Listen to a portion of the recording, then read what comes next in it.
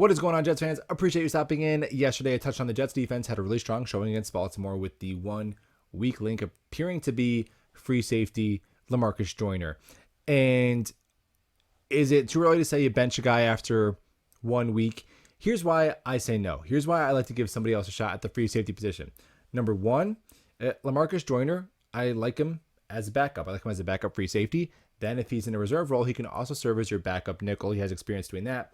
He didn't do it great, but we have no other backup nickel on the roster, so he's perfect for that role. Your backup free safety, your backup nickel, veteran in the secondary, boom, love it. But the thing is, do any of us believe that Lamarcus Joyner is going to be the starting free safety for this season for any significant length of time? Like when we're past Thanksgiving, is he going to be starting at free safety either due to injury or just to us wanting to give a younger guy a chance or just to bad performances like we saw on Sunday? So I'd say just do it sooner rather than later and start getting one of those young guys as many reps as possible. Ashton Davis was apparently good enough to make this roster. They saw something over summer. I'm not holding my breath on that based on what I've seen for 2 years, but I mean, his story is not over. Then the guy I'm really intrigued about is Tony Adams. And I get it, he's an undrafted free agent.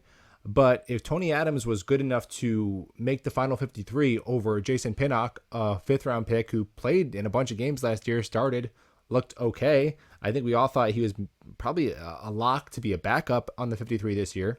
And he was good enough to make it over Will Parks, who was always kind of a dark horse because of his resume, but had an excellent summer, really did, at the safety position. So if Tony Adams has a spot over those two guys, I mean, how much worse could he be than Lamarcus Joyner?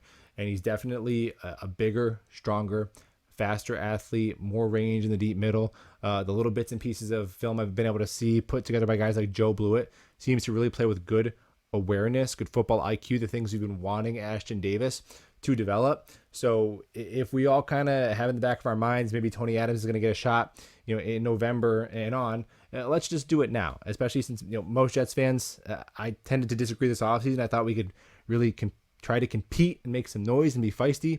But if most Jets fans are right and we're just, a 6 or 7 win team, then why not? Even if Tony Adams is 80% as good as Lamarcus Joyner right now, that trade-off is worth developing a young player and getting a guy out there who maybe has more range and can make some more plays on the ball. So those are my thoughts on that. I'd like to see the Jets make a change at the safety position sooner rather than later. Let me know what you think in the comments below. Subscribe if you are new, and we'll talk ball soon.